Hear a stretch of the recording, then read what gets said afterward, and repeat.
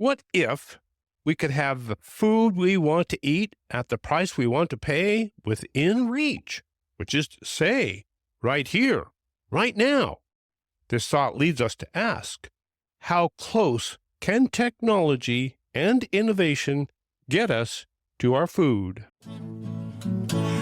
Welcome to the award-winning Food Chain Radio Show with your host, Michael Olson.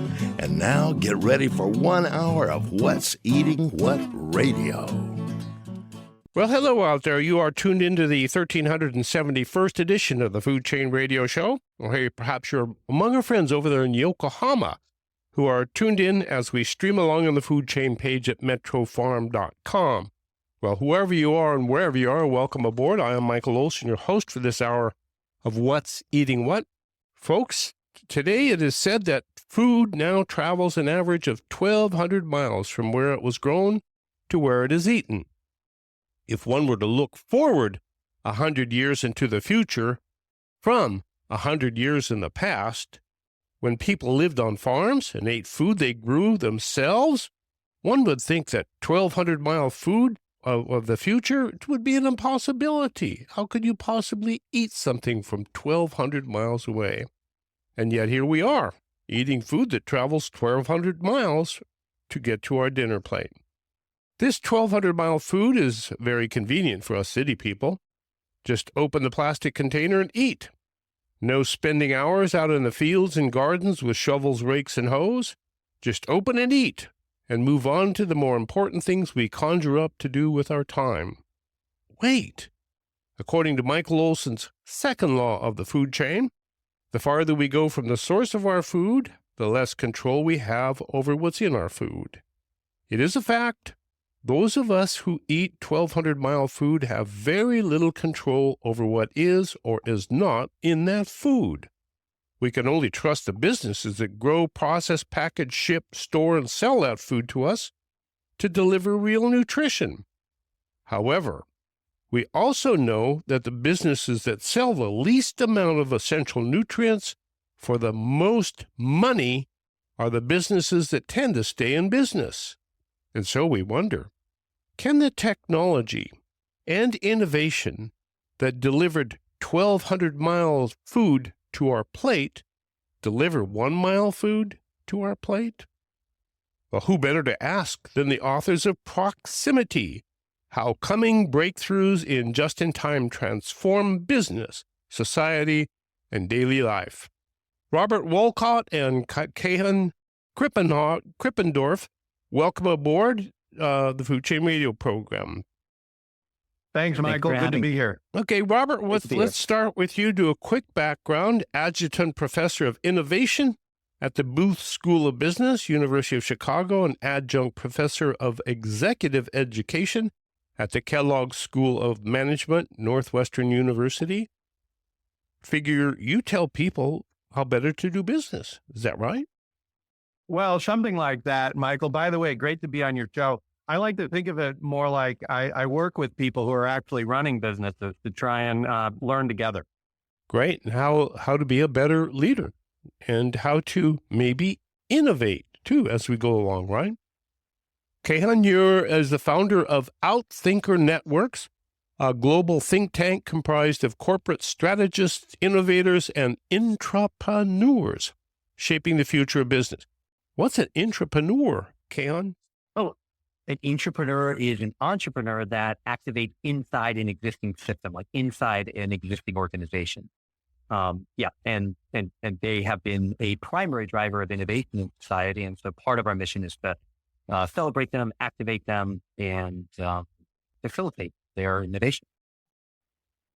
It seems to me that in looking into the future, the stock that really represents where we might be heading is NVIDIA. And a lot of people must think the same thing because they've boosted the price of NVIDIA for what, $14 to $14 trillion or something like that. It is a huge stock. So my question to both of you, should we buy, sell, or hold NVIDIA? Well, okay. So I didn't know we were giving investment advice, but I just for some context, Michael, I invest a lot in the venture space, so privately held venture-backed companies. But I also invest in the public markets, and I consider that Barron's my sports page. I really don't care about sports, but boy, I love the public market. So here's my answer for NVIDIA. Look, in the semiconductor space, nobody is even close. They're trying to catch up. There's some other great companies out there, Broadcom, AMD. Nobody's close to NVIDIA and probably won't be for some time. So I'm not giving thanks, but my personal approach is I've got a bunch of NVIDIA stock and I'm not selling it. And I'm going to continue to ride it at least for the next couple of years. You're holding then. For a while, yeah. I mean, if you look at the engineering, the science, the market position, what they're providing, no one's even close at this point. But I don't know how much you want to get into investment advice here on the show. Well, to me, what we're talking about is investing in the future, and I think that's really what NVIDIA is pointing to. Kaihan, what about you? Yeah, I looked at NVIDIA a bit from a strategic perspective. I don't trust myself to try to predict what the market valuations are or should be or will be, but I kind of more like to look at the fundamentals.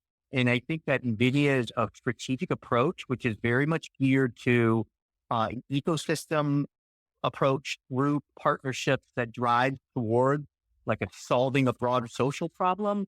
I think that is one of the reasons that it has been as successful as it is.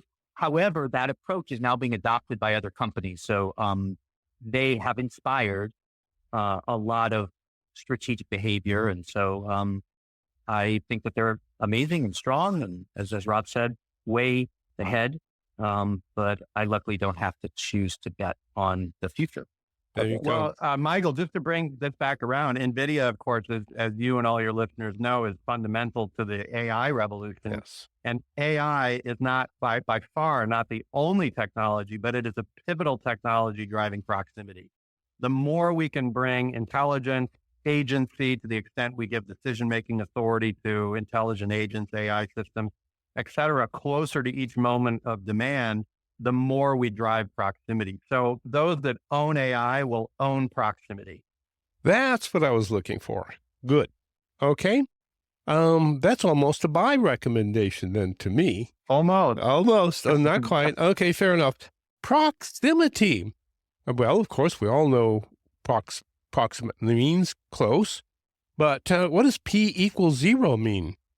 Yeah, Kaihan, do you want to take that one? Yeah. So P equals 0, we found to be a very helpful concept, which is the hypothetical point in any industry or any business at which the proximity of demand and supply becomes 0. So the moment that a demand emerges, somebody says, I want an apple, in P equals 0, that apple and the value of that apple is created right there in front of them at that moment and not a moment before. And everything that, yeah. Instant gratification. P equals 0. The proximity is right here. Yes. And but as Kaihan said, Michael, we use P equals 0 as a hypothetical construct to think about where we're going across every industry, but it looks very different in different industries. And note that we separate production of value from provision of value. So in many ways, food, especially in wealthy areas, developed countries, et cetera, food is already at hand almost everywhere, anytime. So that's sort of the provision of that food. But as you articulated in your introduction to this program, many times it's produced thousands of miles away. And so the production is not proximate, the provision is, but what we're starting to see, we're at the very beginning of this curve, we're starting to see more and more capabilities bringing the possibility of growing, creating, cultivating, fermenting food, proteins, et cetera, closer and closer where it's actually consumed. And that's the trend of proximity. Which is bringing that food back home. Yeah. Making 1,200-mile food, 1-mile food, if possible. That's kind of the instant gratification. If you want the apple, there it is. Is this a new way of looking at business models? I sense that you two are up to something a little bit more developed than, just technology. There seems to be another element to this equation of P equals 0 that you're trying to get at. What is it? Yeah. So, Michael, this is one of the reasons I was so excited to work with Kaihan in this, because as you mentioned, he spends his whole career thinking about strategy, thinking about organizations and how they envision and implement strategy. And so what we weren't trying to do is just say, here's some cool stuff that people are doing with technology. That's really neat, but that's not what we're doing. We were actually trying to find foresight as to confidence as to where the world will go, and have evidence that it is going that direction. And that's what we have with proximity. So when we articulate proximity, we say digital compel the creation of value ever closer to the moment of actual demand. And what we're not saying is respond faster to customers or be a little bit closer to customers. That's all wonderful stuff. We're literally saying over the rest of our career, the production and provision of products, services, and experiences will trend closer and closer to the moment of actual demand. And so when you realize that proximity is predictive about where the world is definitely going, this is not I wonder if, this is where it's going, then you can get ahead of it. You can say, how does our business model, how do our technology platforms need to evolve, need to change in order to lead this proximity revolution and manage, because others are going to do it. And sell it too. And that'll be the business model of the future, is whoever can get it to us fastest for the best price and the best value will win. And there we go. So that's a substantial leap into the future. Yeah, I think, I think it kind of the linear concept of an industry that Michael Porter made famous in the 1980s of, production of raw materials, value getting added, and then reaching the end consumer, that comes from a paradigm of taking things and transporting them. What we're proposing is proximity isn't just about shortening that. It's about, I think, reconceptualizing it around the customer and being able to sense when there is need. Now, how does value get created? Value doesn't get created just usually by one supplier, but, that apple is chopped up and mixed with sugar and mixed with dough to make the apple pie, right? So now you have 3 different players that are collectively creating that. What we're saying is if you start looking at it from proximity, you start thinking about those agents or those suppliers as being around the customer. And because they're digitally connected, they're able to coordinate more rapidly and pull together the value closer to that moment in demand. So it does require a conceptual shift. Okay. And Kaihan's last point was essential. The reason proximity is completely new and different today is there are things we can do today we could never have done before. The proximity, Michael, actually came from a question I asked in 2014, which is what is fundamentally different about digital technology, meaning all sorts of digital tech, so 3D printing, rooftop solar, AI, mobile apps, everything.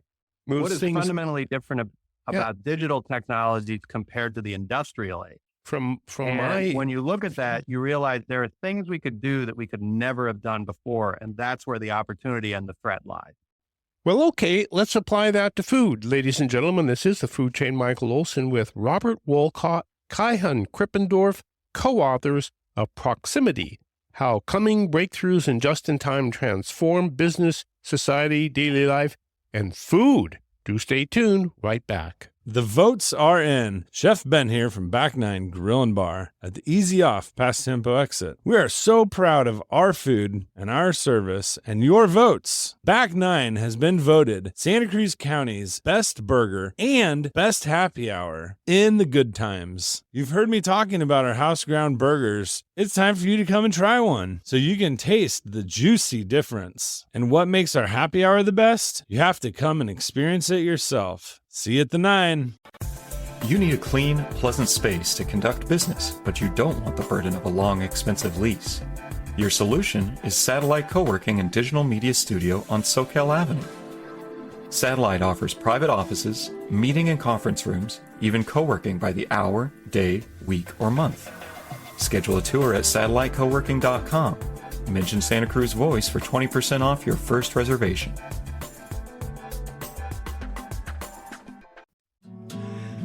Let's go back for more of What's Eating What on the Food Chain with Michael Olson. Well, as we opened the show today, we discussed how modern food, is now 1,200-mile food. It comes in an average of 1,200 miles from where it was grown to where we eat it. My goodness sakes. Those of us who lived 100 years ago would have looked at that and thought, you got to be kidding. You're crazy. And so today we're kind of looking at the technologies that we used to eat 1,200-mile food and see if we can use that technologies as it has evolved to make one-mile food. And Robert and Kaihan, technology has evolved hugely. It seems like we're going through one transformative new technology a week or something like that. Hard to keep track of it all. Well, actually, Michael, that's one of the reasons we created proximity, because it makes sense of things. When you know the trend is to push the production of value ever closer to the moment of demand, then things like AI and how that will impact various industries become a lot more clear. We're going, for instance, from large language models everybody knows about to small language models. They're being distributed all over AI, all over mobile devices, for instance, by Apple. That's something we predict. That's something that you can easily see is going to happen, and now it's happening. And so you can get ahead of these things and make sense of all these dramatic, seemingly chaotic occurrences. If you have the fundamentals of the religion down, then you can worship, right? Yeah, something like that. Something like that. Sure. If you know the rules, then you can go with it. And the rules are, how would you put the rules in really succinct terms, Kaihan? There's several rules, but I think maybe the three big ones are moment of use. That is moving towards producing things only when there is demand. As Rob often says, the easiest demand to predict is the one that is already there. Now, 38% of the food that is grown in the world goes to waste to a great extent because we are not very good at predicting or moving food through the supply chain. So when we move to moment of use, we could have zero food waste, right? Then you also have the digitization of the customer, digitization of the supply chain, digitization of farms through precision farming. And as those three things start getting digitized, think the IoT devices, the sharing of data, and an AI that lets us process the data, we start turning that whole supply chain into a digitized supply chain. And the third thing I think is really important is a shift from a kind of customer-centric mindset towards an ecosystem-centric mindset, where we aren't only trying to focus on the customer needs, but also on the grocery store needs, the supplier needs, the grower needs, and actually appreciating that they all play a role in the ecosystem. And when you kind of layer all those together, you start to get this contour, as Rob said, of what it could look like and why people are making seemingly small but incredibly valuable jumps in proximity and where it could be going. Well, you made a pretty good example of that with respect to your opening story about Beijing duck and COVID. Robert? Well, yeah, so that's a favorite story of mine. When COVID hit, the Chinese appliance manufacturer was thinking, what can we do in this context? And they thought about their customers in China. So many Chinese love Peking duck. And as your listeners might know, if you want to have Peking duck, you generally have to order it in advance and go to a restaurant because it's not something traditionally that people find easy to prepare at home. And so the short version of the story is from the moment that Haier decided to bring this concept to market to the moment when they were in market for Peking duck enabled, they enabled the ovens, the Haier ovens that were already out in the marketplace. They enabled them with software to prepare Peking duck using ducks that they partnered with animal producers. They partnered with them to create ducks and then prepare them appropriately for the ovens. They went and got intellectual property rights from various chefs, celebrity chefs, So you can go on and select the specific celebrity chef's recipe you want, download it into your higher oven, and it automates the preparation of that duck. From the moment they had this idea to the moment it was in the market, and they sold 20,000 ducks in December of 2020, it was 1 year. Wow. So it took them 1 year, but as Kaihan pointed out, it wasn't them by themselves. They're not going to go out and start to grow ducks. They're not going to go out and come up with recipes. They had to bring an ecosystem of partners together and coordinate them. And then that created a proximate experience during lockdown for their customers to enjoy a delicacy they could only have enjoyed mostly in a restaurant before. So that's a great example of proximity that happened very quickly from an established enterprise. So they took the oven, which is kind of comparable to any machine, and it was a smart oven because it could be programmed, kind of like a Tesla car that can be programmed to drive you home at night without you doing anything. It's amazing. Now they reprogrammed the ovens to cook the Beijing duck just right. Then they had to get ducks, and so they coordinated that with a duck farm of some kind and a duck processor because you have to process the ducks. So you bring all of this together in a just-in-time situation where a person can order a duck and have it show up at their house, and then they can press a button and get their choice of Beijing duck recipes, of which there must be many. And then they put the duck in the oven with the sauce, and there it is, Beijing duck. And to underscore that, Michael, that was not possible before the automated oven. Very few of us. We didn't grow up with automated ovens at home, but now increasingly we do have automated ovens. And when you have those digital capabilities distributed all over the economy, ever closer to each one of us in our daily lives, more and more becomes possible. And that's the promise of proximity. And as Kaihan said, one of the principal elements involved is digitization, which takes us back to, of course, NVIDIA and its super tool that it brought to the world. And artificial intelligence. We haven't even gotten to artificial intelligence yet with respect to the food chain, have we? That's true. And artificial intelligence has the capability to remove a lot of waste from the food chain. Why does that apple sit on a truck? It pulls up at the supermarket and the supermarket isn't ready for it. So it ages.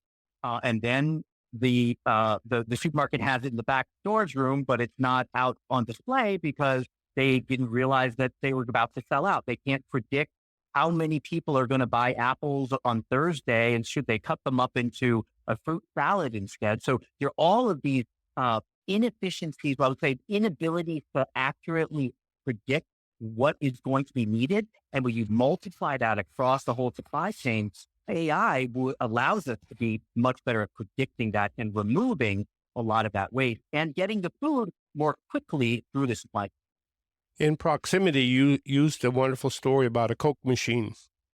I think it was MIT students, right? Right. The freestyle?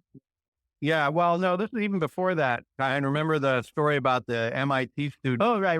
They would walk a long way. Grad students, they have limited time and money, and they don't like effort like walking.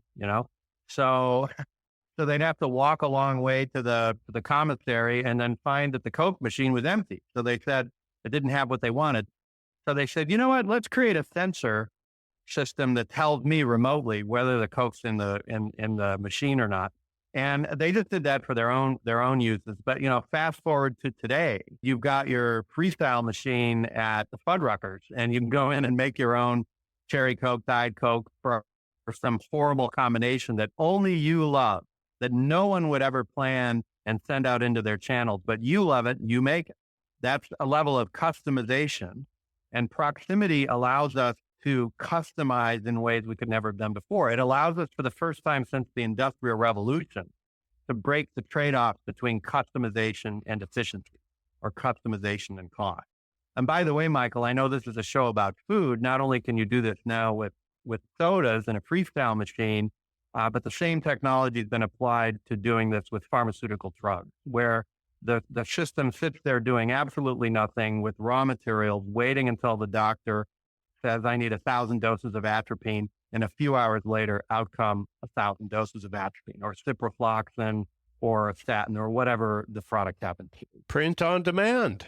Print on demand drugs. That's right. What could possibly go wrong? Well, you talk about the conflicting objectives here of our food chain, efficient scale versus sustainability and resilience, and access to food versus nutrition and quality. They seem to be competing demands on our food chain. How do you see this proximity technology and innovation changing that, resolving those conflicts? Well, I'll give a punchline, and then Kaihan, I know you have some examples, but a critical thing we learned from the research for the book was the key to proximate agriculture is proximate power, sustainable, reliable, low-cost power. The more we can get power proximate to where it's required and in sustainable, reliable, affordable ways, the more we can have distributed agriculture. So to give you an example, the largest vertical farm in operation today is in Dubai, a company called Bustanica, was originally a partnership with Emirates Airlines. And Bustanica grows phenomenal lettuces, herbs, miles from the Dubai airport. So Emirates was obviously doing this to supply their flights. And the exciting part, I visited there in December of 2022. The exciting part was I tried these wonderful leafy greens, as good as anything you'd find at a French farmer's market. But the exciting part was the next morning, when I got on my flight from Dubai back to New York City, the lettuce in my salad was picked at that facility the night before. Mm-hmm. So now when you compare that to the existing model of growing leafy greens in Spain and harvesting them in advance, putting them on a ship, putting them into a warehouse, hopefully you've done your demand planning properly, you waste a whole bunch of it, as Kaihan pointed out. Compare the overall system economics of that to growing only what you need, where and when you need it, with 98% less water and very, very high quality. You realize that this is a game changer. And so to underscore that, Emirates Airlines bought all of Bustanica this year. So they own the whole thing. Now, the key to making that scalable in other places, to bringing fresh produce anywhere, anytime, is available, affordable, sustainable energy. And as that problem becomes solved, then the possibilities of agriculture multiply. Mm-hmm. Kaihan, you looked at a number of these sorts of models. Give us an example. Yeah, you overlay that proximate energy on top of technology just to greater proximate production, whether that is controlled environment farming and advances in controlling light and nutrients, to robotics and dark factories. It changed the economics, where there has always been this push, this tug of war between inexpensive but mass and more expensive but local. Now the equation, I don't think it equates out, but it starts pulling more towards proximate because the cost of providing customization comes down. Miele, the appliance manufacturer, has a whole line of things that look like appliances, that look like a refrigerator or a beverage refrigerator, but it's a vertical farm in your kitchen. So there is advances that allow us to now grow closer. Now, also on the demand side, what we call the personalization premium increases. Right? We know that people are interested in more functional food. They care more about ingredient transparency. They want more sustainable. They want more resilient supply. So all of these things will increase the willingness to pay for more proximate food. So the two sides of the equation are moving in the direction of that tug of war getting pulled more and more towards proximity. And so hopefully, I hope, we're going to see fewer really large, distant farms that are growing just one type of crop. Goldilocks future. What do you mean by that? Well, anything, anywhere, anytime, not too cold, not too hot. Now, just to build on that metaphor, Michael, though, it's important to note that Kaihan and I are not proposing in proximity that this is nirvana. We are definitely not saying everything's going to be great. Look, humans have shown our inability to make great decisions when faced with abundance. I mean, look at all the challenges we face. But what we are saying is there are things that are possible today and will be in the future that were never possible before. And so we need to think about, what are we trying to optimize for? In my ideal future, and I think probably in yours as well, Michael, we want to have healthy, fresh food and a variety of it available for anyone in the world, anytime, anywhere. And that's a North Star. We're not going to get there immediately. It's going to take a long time, but this is the direction that we're going. And it becomes possible because of all these sorts of digital and digitally enabled technology. Well, there you go, ladies and gentlemen. This is the Food Chain Radio program. Today we're talking about proximate agriculture, proximate food, bringing our food back home from that 1,200-mile drive from where it was grown to where we now eat it. There has to be a better way, and that's what we're talking about, a proximate way. And we're doing so with two people who've written a book called Proximity, Robert Wolcott and Kaihan Krippendorff. And when we come back, we're going to pick up this thread and talk about how it is becoming manifest today for our food. Do stay tuned. We're on the farm with Joel Salatin. Would you like to buy homemade soup, backyard chicken, and the neighbor's artisanal lunch meat? The Farm to Consumer Legal Defense Fund protects your right to acquire the food of your choice from the source of your choice. I'm Joel Salatin from Polyface Farm, and I urge you to defend the right of neighbors to engage in direct food commerce. Join today at farmtoconsumer.org, the food of your choice from the source of your choice. That's farmtoconsumer.org. farmtoconsumer.org. Thank you. When you buy local American-grown flowers, flowers will grow and flourish in America. Hello, I'm Deborah Prinzing, author of Slow Flowers for certified American-grown flowers. When you buy local flowers, you're helping our country's family farms reduce the transportation footprint of flowers and enjoy fresher, longer-lasting bouquets. So please, next time you shop for flowers, think local. Think certified American-grown flowers. Visit AmericanGrownFlowers.org to learn more. Here's a little secret I'm telling you. Take a little pledge called the 2x2. Spend $2 on local food each day and get two friends to do the same and play. Oh, they'll spend their money, and when they're through, they'll get two friends and do it too.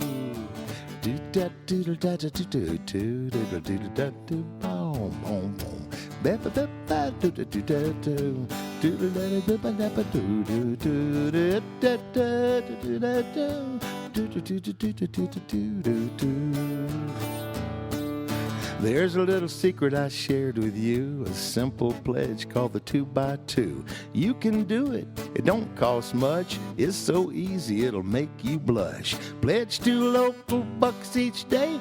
Get 2 others to pledge and play. 2x2. You can earn a substantial income by farming for the city. All you need to do is take your crop to market and win the competition for the consumer dollars. There is a well-proven strategy for winning this competition. You will find it embedded in Metro Farm, the guide to growing in or near the city for the city. Herbal Connections, Maureen Rogers. I rate Metro Farm very high. All of the information is easy to understand and it reads really fast. You will get your money's worth out of Metro Farm. Egg economist Dr. John Wyson.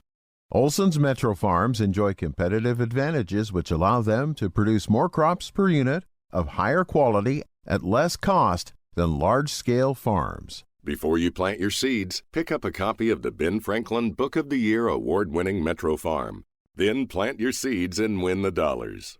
MetroFarm.com. MetroFarm.com. MetroFarm.com. Let's go back for more of What's Eating What on the Food Chain with Michael Olson. You know, back in the year 1900, there were 400 billion people living in China. And they're all fed by farmers who, for the most part, had a half an acre of land. And that land was really close to where people ate the food. Today, most of those people who knew how to grow food on those very intensive small parcels of land have moved into the city and are making widgets in factories. And the knowledge of how to do that is being lost. Or is it? Now, I just heard this great story about how in Singapore, I think it was in your book, yeah.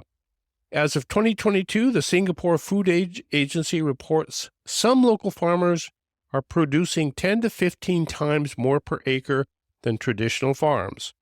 It's only beginning of the country's ambitions for sustainable, resilient local supply.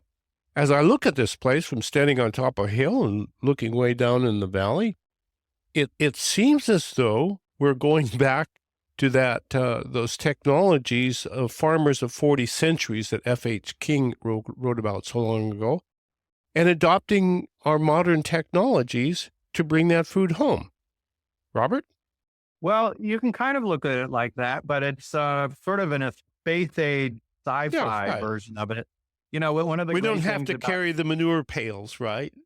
Well, the nice thing, Michael, is if you want to do that, that's certainly your prerogative. It's good to live in a free country. So, but my point is, you take all the knowledge, all the insight of not only traditional farming, but also science and the modern advances in agriculture, and you take the advances in digital technologies and AI, et cetera, and you can dramatically amplify yield, and you can distribute production in smaller footprints and still have efficiency. In fact, even have greater efficiency. So to give an example, you mentioned Singapore. That's a fantastic example because the government has made it a national priority to be able, they've set their objective. We need to be able to produce a third of all of our nutrition here inside Singapore by 2030. Now think about this. Singapore is a city-state. It's a very small landmass. And their aspiration is to have a third, I think 30% of their food produced in country by 2030. You're not going to get there with traditional technologies. We're not even going to get there with the most modern at-scale farming technology.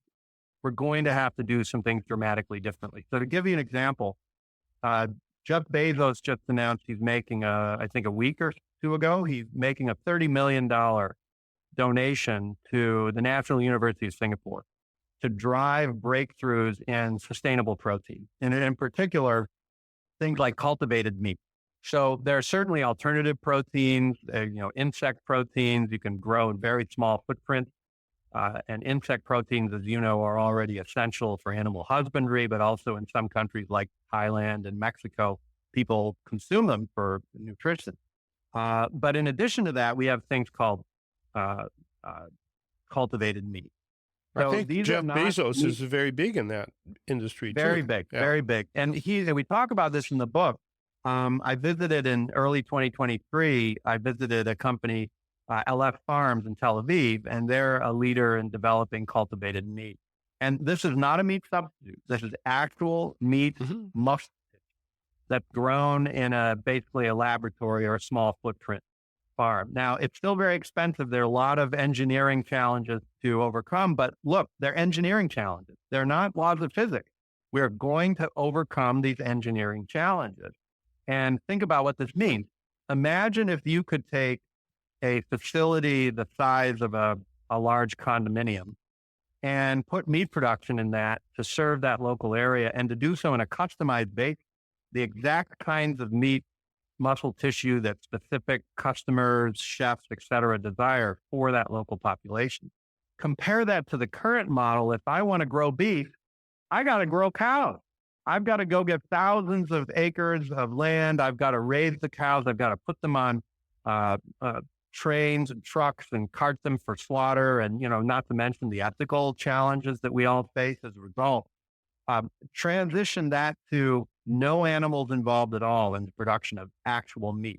Again, it's still early, but this is where we're going. And then you have proximate meat production closer and closer to the moment demand, less and less weight, lower and lower costs from an environmental and eventually a cost perspective to scale these kinds of capabilities. Print on demand meat. It's kind of like we're going to be living on a spaceship someplace and just need the raw materials that we can put in a big tank and press a button on the computer, and out comes a filet mignon. Yeah. There you go. Well, that's the replicator from Star Trek, Michael. Right. Now, a real world example of that right here in the Monterey Bay Area with Driscoll strawberries. Growing strawberries has traditionally been a job for gypsies because you can't keep a strawberry plant in the ground very long before the soil organisms start eating up the roots and you have to do something. So first thing they did was use methyl bromide and killed everything in the soil with this gas. Everybody said, no, you can't do that anymore. So they come up with other gases that do pretty much the same thing. But, and then the other thing that growing strawberries requires is stoop labor. You have to bend way over to get the strawberries way down there on the ground. So these are two real tough things to come to grips with in growing strawberries. Now, what Driscoll is really working on, as we understand, is the vertical farming, where they can grow strawberries in the city down the street from you, so that, as you suggest, you can have a strawberry delivered from the farm to your house by maybe Uber, who knows? And that's where we're going, isn't it? Well, that's Michael, that's a real company, a real brand, experimenting with its technology, trying to get out front of proximity. And that's the kind of company that I like to bet on.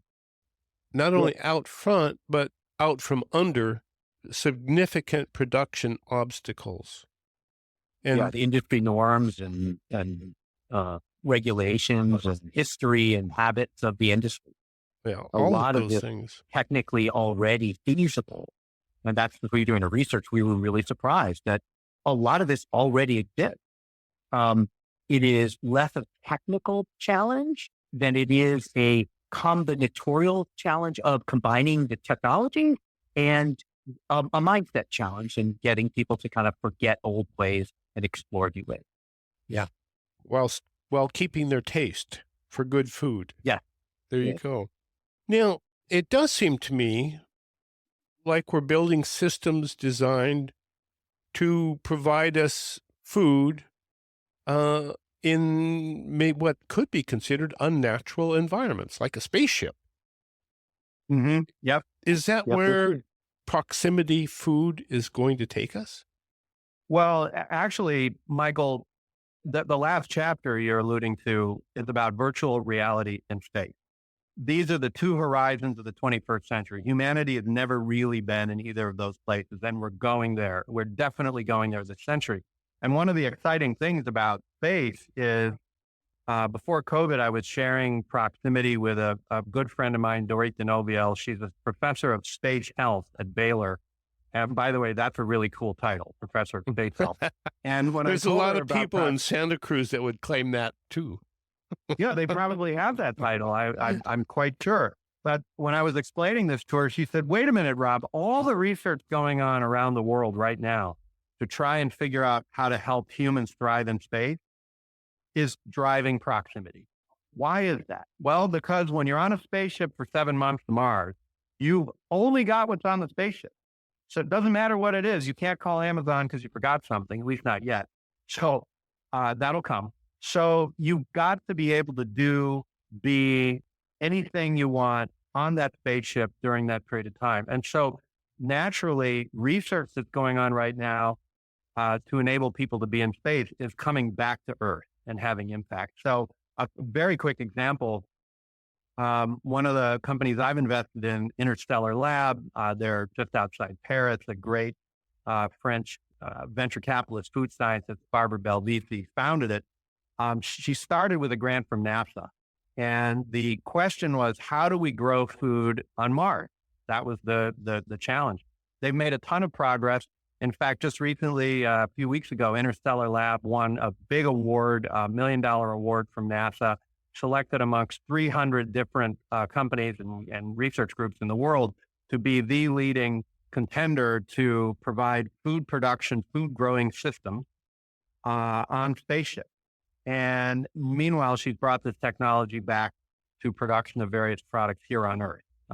She and her team are producing things for L'Oreal, for Firmenich, companies like this that need ingredients for cosmetics, skincare, things like this. But they're growing them in pods in the factory where every bit of the environment, the nutrition, the water, et cetera, is optimized for each individual plant. And the yields are already 1,000, 2,000, 3,000% higher than in the wild.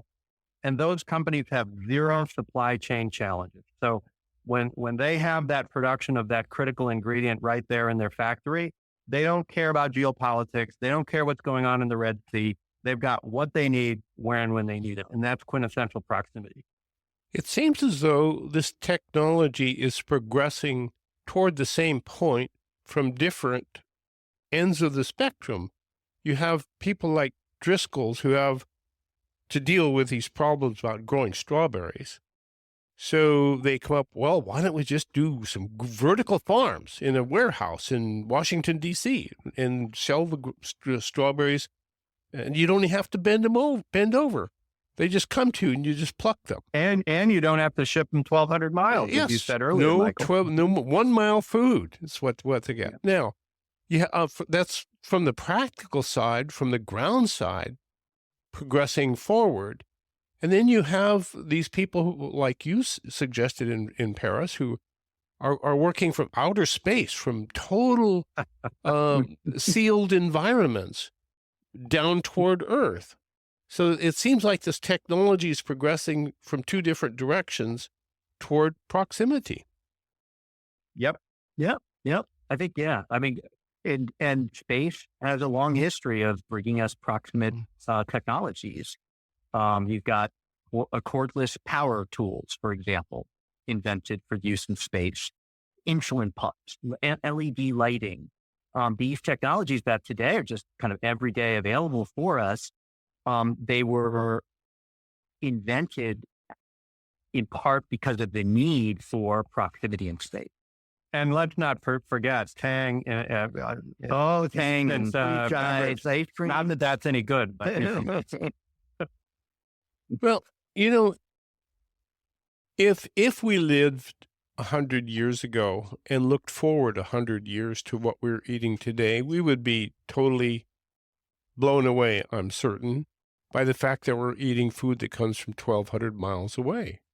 We would scratch our head and say, boy, that's really miraculous. I don't have to hang around the garden all day with a hoe and a shovel. I can just unpeel this plastic thing and there's my food. Well, gentlemen, take us to 100 years from today. How are we going to be eating?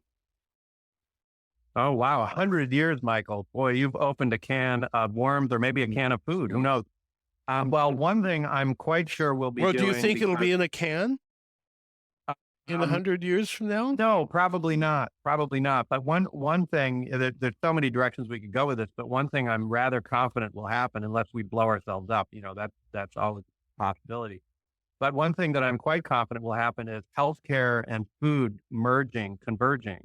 And as we learn more and more about our gut biome, for instance, our genomic, proteome, et cetera, we'll be able to more and more customize what's best for Kaihan, what's best for Michael. And we'll end up with food that is ideally suited, nutrition that's ideally suited for each of us. And if you really want to get crazy, Michael, as virtual reality becomes better and better and eventually indistinguishable from the real world, quote unquote, then we'll actually decouple the need for physical nutrition from the culinary experience, because then we'll be able to have virtual, and we do mean this literally, virtual culinary and social experiences in virtual space that have no food involved at all. It's all simulated. Now, we don't probably on this show have time to go into those crazy details, but in the book, in our last chapter, we refer to this as the post-virtual world. And so if anybody's interested in it, it's the next horizon. I'm going to spend a lot of time on this concept of post-virtual in the next couple of years. So please, I encourage your listeners to reach out on LinkedIn. I'm always on LinkedIn and love to explore this post-virtual world even more. And how do they get there? How do we get the post-virtual world? Yes. Post-virtual world. How do we get to a post-virtual world? We have 1 minute. Okay, 1 minute. Post-virtual is defined as the point after which you cannot tell the difference experientially between virtual reality and default or real reality. Then we will be in the post-virtual world, because no one will ask a stupid question like, Michael, should we meet at that real cafe or the fake cafe? There won't be a difference. If that question won't make any sense. The main way we get there, brain-computer interfaces such as being worked on by Elon Musk and his teams and many other teams, brain-machine interfaces. It's still early. It's still a mess. But you ask for years from now, that's what we'll be doing. Robert Wolcott, Kaihan, Krippendorff, the book, Proximity, How Coming Breakthroughs in Just-in-Time Transform Business, Society, and Daily Life. Will they need people? Thank you very much for joining me. Thanks, Michael. Thank you. You've been listening to the award-winning Food Chain Radio Show with Michael Olson. And if your friends missed the show, tell them to log on the Food Chain page at metrofarm.com for a listen. Now, go out and find some food with its farmer's face on it and live.